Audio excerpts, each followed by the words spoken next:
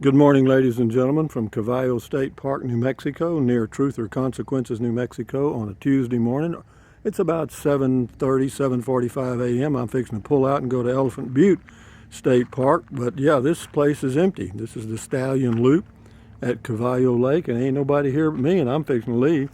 But anyway, there's my Class Cita, Class C motorhome, Thor 4 Winds 22E, unhooked and ready to go. I unhooked from the electric over here and the water back over there, and we're good to go. Now I'm going to do a little walk around right quick, just be sure I didn't leave a little door open or something, and then we'll get in Class Cita and go.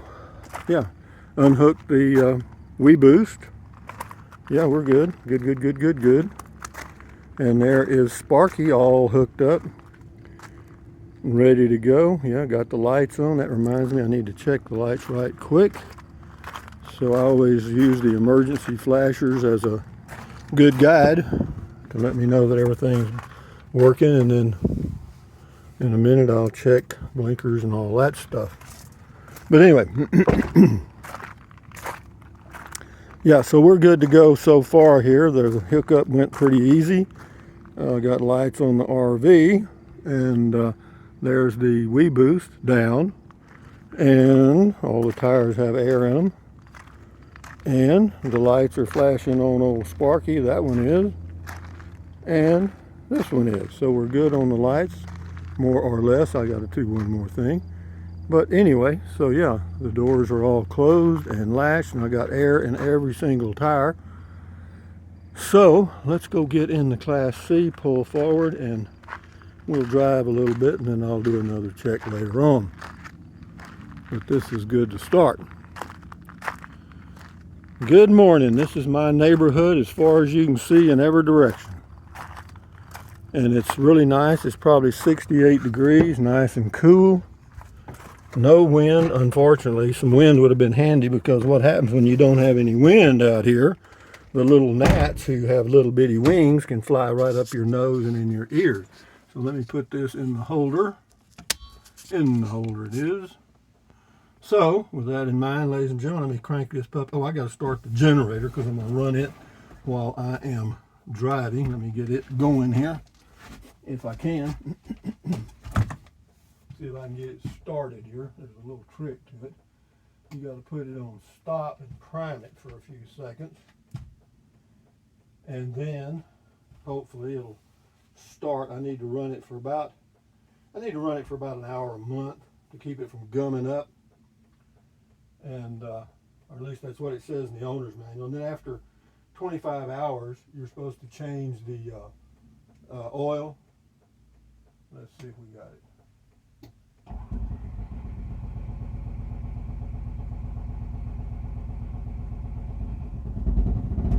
There it goes.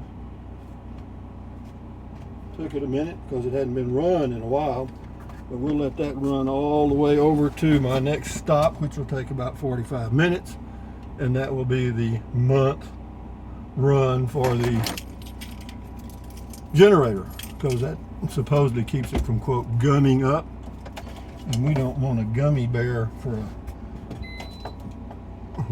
I got stuff beeping and tweaking and okay, so we got that. The antenna's down, the cable's up. I'm running the generator. I make notes, you know what I mean? Okay. Turn this off. Got to get the rear camera on, and then we'll be ready to pull out here. Okay.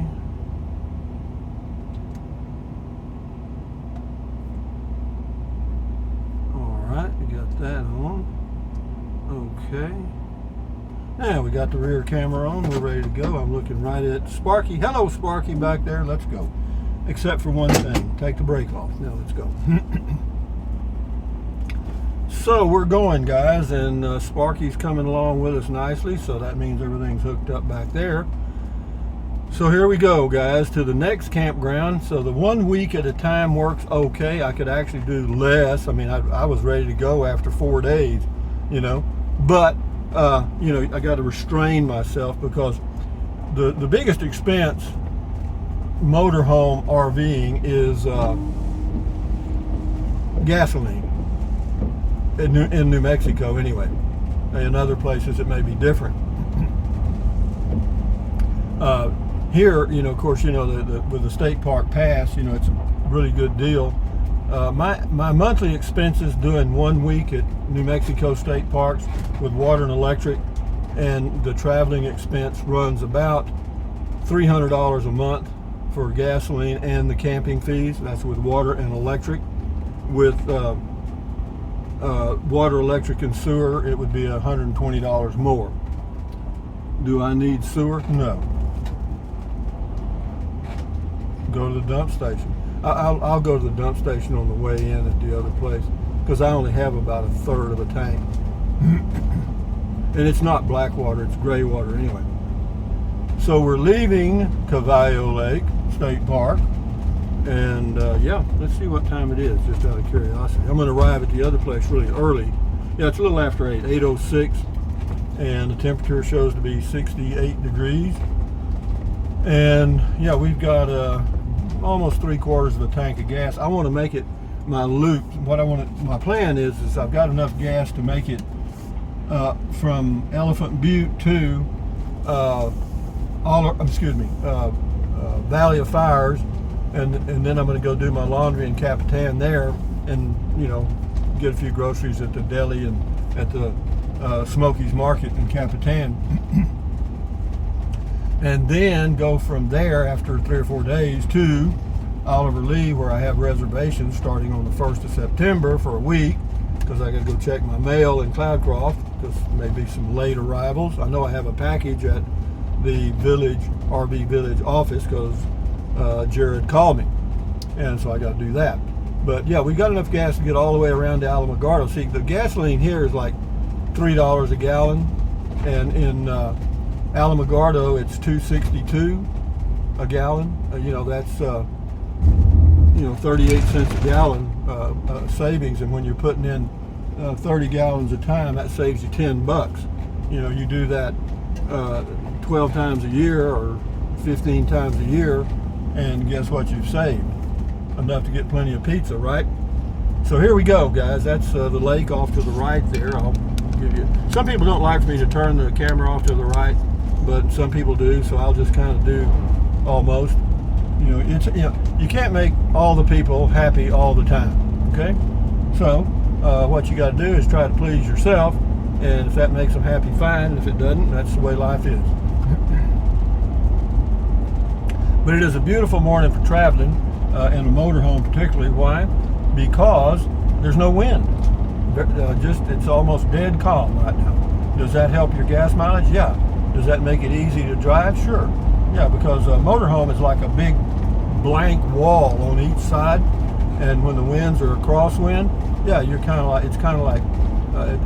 it's like steering a sailboat down the highway, you know. So we're cruising along right now at a whopping 30 miles an hour. This is Warp 1, and there's no reason to be in a hurry because there's no cars behind me. And if I'll speed up. I'll speed up to Warp 1.5, which is 40. That's a good speed on this road. The reason I didn't go on Interstate 25, because you can go Interstate 25 all the way down to a certain exit, turn right, and loop around to the Elephant Butte State Park. But this road here is hardly traveled, and I'm not in a hurry. I ain't got a thing to do today at all. In fact, I may not even unhook the whole time I'm there, you know, because I've got plenty of groceries, beer, wine, water, you know. So we'll see. Yeah, because I can, if I can hang on till Sunday. So I'll be leaving here on Sunday, or leaving Elephant Butte on Sunday, and headed to Valley of Fires. Is this thing crooked? It probably is. I'm not perfect. And if you guys, some of y'all have watched some of the other videos, a lot of other videos on YouTube, obviously, and you see these guys that are doing movie productions, and then you compare it to my channel, which is not a movie production. Well, it's the way it is. I mean, it ain't gonna change. I do me, you do you, everybody does everybody, and I'm quite contented to enjoy. I just enjoy doing the videos. That's it. It gives me something to do. I'm old, 76, not that old. I mean, depends. If you're 90, I'm young. if you're 50, I'm old. Older, you know. So, but no, I feel pretty good. Knock on wood, as long as I got my health. I've added sit-ups. I think I mentioned in one video. I've added doing sit-ups to my exercise regime or whatever every day. Why? Well, because I want to flatten my little tummy a little bit. I mean, I know most of it's caused by probably beer, but you know, I don't drink that much. I drink a day about 36 ounces of beer, 3 beers, and then I drink about 2 fingers of wine, and that's the day, and that's pretty much every single day. And I'm thinking about cutting back on that, maybe just go to 24 ounces of beer. Who knows? I'll do what I want to do, you know that. So we're cruising. We're at warp 1 1/10. We're at 35 now. I know in the video it seems like we're going faster, but yeah, now we're up to warp 1.5, which is 40, and we'll lock it in there. Okay, Scotty, lock it in. Okay. And yeah, I got me some good old dark chocolate almonds and some green tea, and ready for a cruise. How long will it take me to get to my campsite this morning? Oh, I'm guessing an hour, door to door, campsite to campsite, and that's a good little cruise. You know, the countryside doesn't change much. You know, it's basically the same view, which is good for me. You know, desert mountains on one side and beautiful open view on the other, and old thorny ass brush and a dried up lake. And yeah, it's got this Elephant Butte. They've actually at Elephant Butte, they're not letting any water out at the dam at all. Okay, so the Rio Grande River below the dam, I was there yesterday, is dried up. Okay, now that water flows in, of course, to Cavallo Lake. What will that do to Cavallo Lake? Well, it'll bring it down, because Cavallo Lake is letting water out for farmers and ranchers to irrigate downstream. You know, they're committed to so many acre feet per year, and so yeah, the Cavallo Lake will start to go down a little bit, and if they don't have some rains or something, then yeah, it's going to be interesting. You know, you need to watch. There's a YouTube video that talks about, you know, the things they do worldwide to try to produce rain. You know, the Saudis have tried several different things, and some of them really work. In fact, the Chinese got so good at it that they flooded a city years ago. But what happens then is you get an international conflict, because one country is doing cloud seeding and sucking the water out of the clouds before they can float over and rain on this other area. And so I can see we're really going to have poor old Mother Nature is going to be so screwed up. You know, the natural cycles are, you know, we're jacking with them, and we'll see what that result is. A lot of people will, you know, think the sky is falling. I, on the other hand, don't. I think that for every action, there's an equal and opposite reaction, and so we'll see how that goes. Yeah, we're smoking down the mountain here at 48 miles an hour. I still have Sparky behind me. And we've been averaging about 10.5 miles per gallon. Of course, I've been driving slow and all that stuff. And yeah, it's good to know, because Sparky weighs 2,450 pounds, which coincidentally is the same as a Casita fiberglass travel trailer, a 17-footer. Yeah, I towed one for over 2 years. So I'm towing basically a Casita travel trailer behind me and not even noticing it. No, this big old 6-liter engine, even though it's not, I mean, it's got a lot of, it doesn't have as much torque as the Ford V8 or V10, whatever it is, but it's plenty good for me. You know, whenever you're looking at motorhomes, you got to pick a chassis.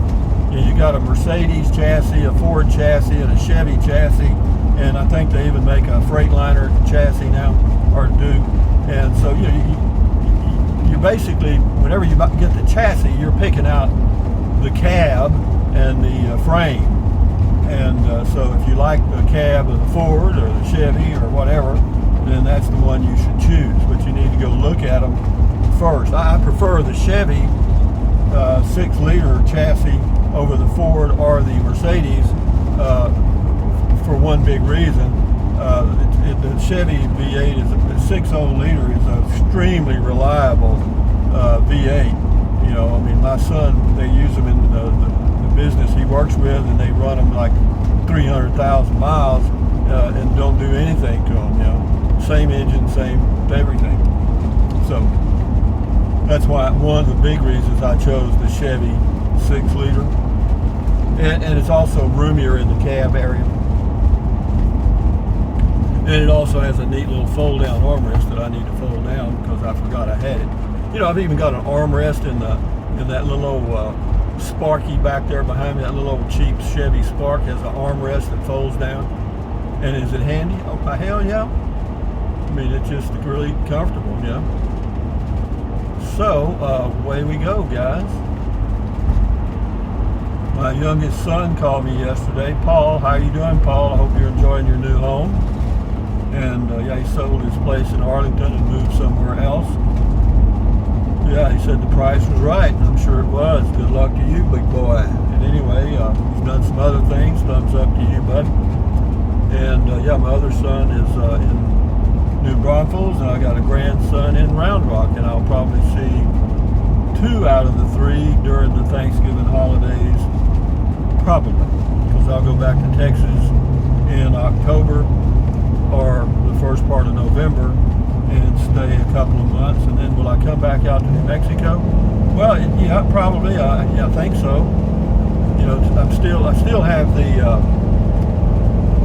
I still am thinking about building a small cabin on those lots in Llano. It depends on the cost, of course, but I think I'm good on that.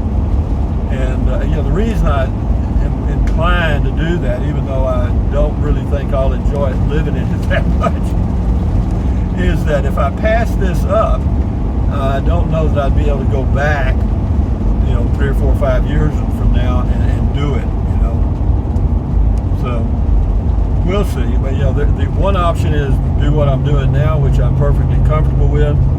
The other option is to build that little cabin and continue to do this until I don't want to do it anymore, and then live in the cabin, and or continue to do this till I can't do it anymore, and then just park this or something else in a RV park somewhere, or buy a piece of land and stick it on there and finish out. Yeah, we're paralleling. We're only about from Interstate 25 to the left is probably a quarter of a mile or half a mile. Yeah, we go parallel to Interstate 25 all the way to, actually it's Williamsburg. There's 3 little towns right together up here. There's Williamsburg, Truth or Consequences, and Elephant Butte. They're all kind of right there together, and you really, unless you're looking, you won't know when you go from one to the other. They're all pretty much, I think they're pretty much reliant on tourist traffic to generate new revenue streams for the community. But we're just cruising, guys. I'm talking to myself. Y'all happen to be listening. Here we go down the mountain. Run, boy, run. Let me cut the cruise control off and let old Class Secret just coast down this hill about 180 miles an hour. I did that one time. Whenever you leave the north point of Grand Canyon, you go down a mountain. And I mean, you go down a mountain. I mean, and it's a long run. While I was pulling a travel trailer, I didn't have any brakes on the trailer, and I didn't want to wear them out. But fortunately, going down that mountain, you can see for miles. The highway just went straight, you know, and I think I got up to about 80 miles an hour pulling that trailer, man. I was flying, you know, but that was the old days, you know. That was the beginning, and this is now. This is like I'm a PhD in RVing, and then I was in elementary school. Did I make a lot of mistakes? Oh my God, yes. I made them all. As many as you make. Well, you didn't have YouTube. You know, you didn't have YouTube to check things out. You know, you had salesmen you could ask questions to. You had maybe a few other RVers that had some opinions. You know, if you got to talk to them. So, but anyway, we're cruising. High desert, elevation here about 4,300 feet. The weather's, for some people, would be considered warm. It's, you know, 88 to 90 for the highs, lows in the 60s. That's pretty good for me. I'd rather have the highs in the middle to low 80s, and I will have that when I get to Carrizozo, the Valley of Fires for a few days, because it's about 5,500 feet there. It's actually a good place. I mean, it's got a pretty good year-round climate. Not much snow, not a hard winter, but they really get some wind in there. There are, you know, in the spring it's pretty breezy.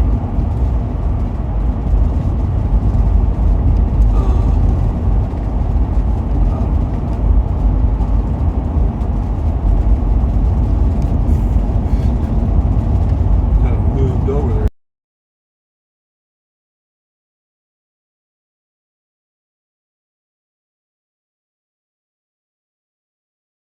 When you're doing a video, that somehow their software ought to recognize that and hold those notices. You know, really, of course, I've got my phone in a holder and I'm really not looking at it. I glance at it every now and then, kind of like I glance at the speedometer. But a smartphone, as all of you know, can be a very distracting device, particularly if you text a lot. I don't text hardly ever, and but I can see how young people can get involved in accidents because, you know, you start getting locked in on a text conversation, going back and forth. Yeah, you're a danger to the community. Yeah, from the state park to Elephant Butte's about 22 miles, I think. But it's a nice morning, and I'm enjoying the drive. I'm going to have me some dark chocolate almond right now. I am.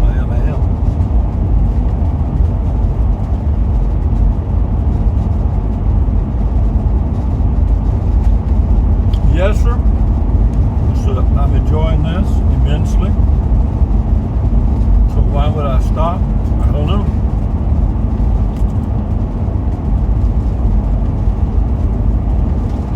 One day at a time.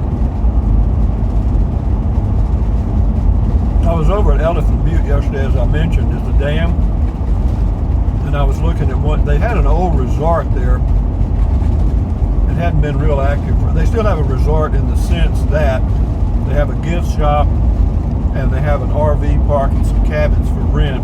But they used to have a hotel there and a restaurant and stuff, and maybe they'll reactivate it. It's owned by the Bureau of Reclamation now, and it's leased by a family that runs it.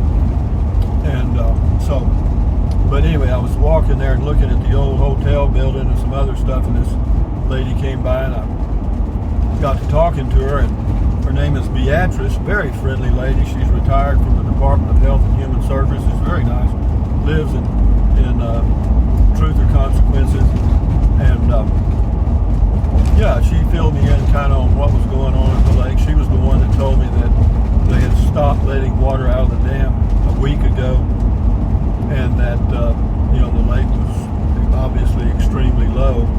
But I didn't realize they rely on a lot of water coming down into the Rio Grande River from Colorado, snow melt. Okay, and apparently the snowpack hasn't been as much as it has been in the past. And a lot of people think that this has just happened in the last few years, but if you look at the historical patterns of weather over thousands of years, you will see that we've had these warm-ups and cool-offs before. We've had ice ages and hot periods all through the history of the earth. This is not new, but it's kind of like when the religions of the Aztecs, they told people that when there was an eclipse of the moon or the sun, that was the evil spirits eating the sun or the moon, and that if the people didn't pay more tithing to the priests and work harder, then the priests were going to let the evil spirits eat up the moon or the sun. Of course, they knew, because they were great astrologers or astronomers, that they knew when these events were going to occur, and they manipulated the people by having that power. Would governments do that today? Of course not. We wouldn't be tricked and lied to. My goodness. Okay, guys, I think we've gone about long enough here. So let me end this video, or else I'll never get it uploaded. We're coming close to Truth or Consequences. But anyway, guys, on the road again. This is Rusty78609 saying thumbs up. Carpe diem means seize the day in Latin. Carpe diem, adios, bye-bye.